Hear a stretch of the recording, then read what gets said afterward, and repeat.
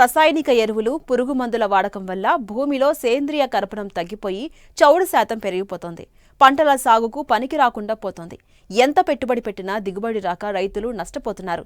ఇలాంటి పరిస్థితుల్లో జీలుగా, జనుము, పిల్లి పెసర, పచ్చిరొట్ట పంటలను పెంచి నేలలో కలియదున్నడం ద్వారా భూసారం పెంచుకోవచ్చు. పశువుల ఎరువుల లభ్యత తక్కువగా ఉన్న ప్రస్తుత పరిస్థితుల్లో పచ్చిరొట్ట పైర్ల సాగు రైతుకు సులభమైన మార్గం. ప్రస్తుతం వీటి సాగుకు అనువైన సమయం. ఆ వివరాలు చూద్దాం.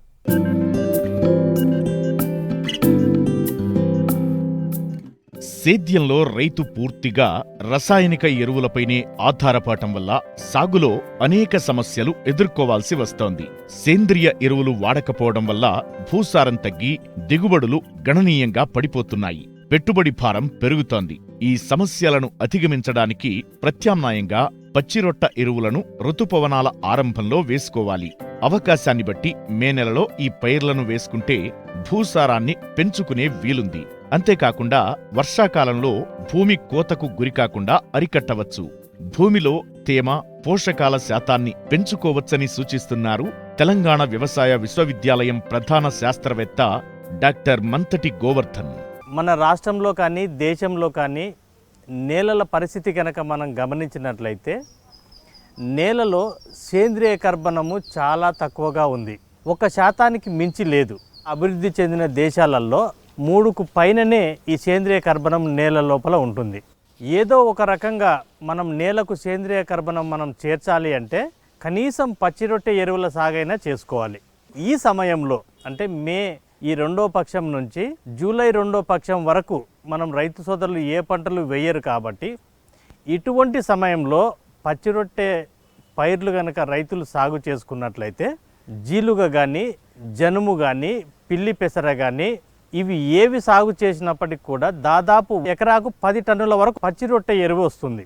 ఈ నేలలో కలియ దున్నడం ద్వారా మనకు 1 ఎకరాకు దాదాపు 25 నుంచి 30 కిలోల నత్రజని లభ్యమవుతుంది. దుక్కిని 1-2 సార్లు దున్నుకొని హెక్టార్కు 25 కిలోల జనుమును కానీ, జీలుగ కానీ లేదా పెసర అనుకుంటే 10 నుంచి 12 కిలోల పెసర విత్తనాలను మన పొలంలో కనుక చల్లుకున్నట్లయితే 1-2 తడులలో మంచి పంటను కనుక మనము అభివృద్ధి చేసుకొని ఈ జీలుగ పంట 45 రోజులలో పూతకొస్తుంది. 50% పూతకు వచ్చిన సమయంలో దీన్ని మన పొలంలో కలియ దున్నుకోవాల్సిన అవసరం ఉంది. బాగా పూతకు వచ్చేంత వరకు ఆగకూడదు. అదేవిధంగా తొందరగా కూడా ఈ నేల లోపల దున్నకూడదు. పచ్చిరొట్ట ఎరువుల వల్ల అనేక లాభాలు ఉన్నాయి. పప్పుజాతి పంటలైన ఈ మొక్కల వేర్లలో రైజోబియం బుడిపెలు ఉంటాయి. ఇవి గాలిలోని నత్రజనిని గ్రహించి ఈ బుడిపెలలో నిక్షిప్తం చేస్తాయి.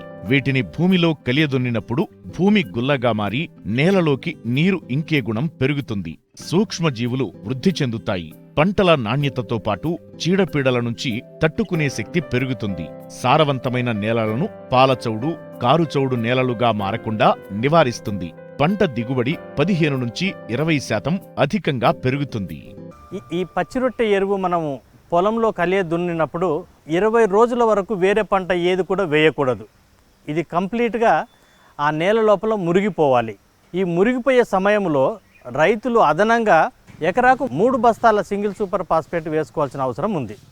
ఈ పచ్చిరొట్టె ఎరువుల సాగు వల్ల నేలలో సేంద్రియ కర్బనం ఎప్పుడైతే పెరుగుతుందో నేల లోపల రకరకాల జీవరాశులు అభివృద్ధి చెందుతాయి. అలభ్య రూపంలో ఉన్న పోషకాలన్నింటినీ కూడా లభ్య రూపం లోపలికి తీసుకురావడానికి దోహదపడతాయి. ఈ నేలలో ఒక రకమైన జిగురు పదార్థం ఉండాలి. మనం వేసిన పోషకాలను అంటిపట్టుకొని కింది పొరల లోపలికి జారిపోకుండా ఉంచుతుంది. ఎరువుల వినియోగ సామర్థ్యము బాగా పెరుగుతుంది. తక్కువ ఎరువులతోనే ఎక్కువ దిగుబడి వచ్చే అవకాశం ఉంటుంది. జనుము సాగు చేసిన రైతులు అదనంగా పశువుల మేతగా కూడా వీటిని ఉపయోగించుకోవచ్చు. రైతులు 1-2 సంవత్సరాలు ఈ పచ్చిరొట్టె పైర్లను సాగు చేసుకున్నట్లయితే నేల లోపల సేంద్రియ కర్బనం బాగా అభివృద్ధి చెందుతుంది.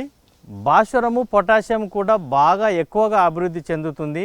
అట్లాగే బెనిఫిషియల్ ఆర్గనిజమ్స్ అన్నీ కూడా నేల లోపల అభివృద్ధి చెంది పంటలకు కానీ పోషకాల సరఫరా చేసే సామర్థ్యం ఆ నేలకు బాగా అభివృద్ధి చెందుతుంది.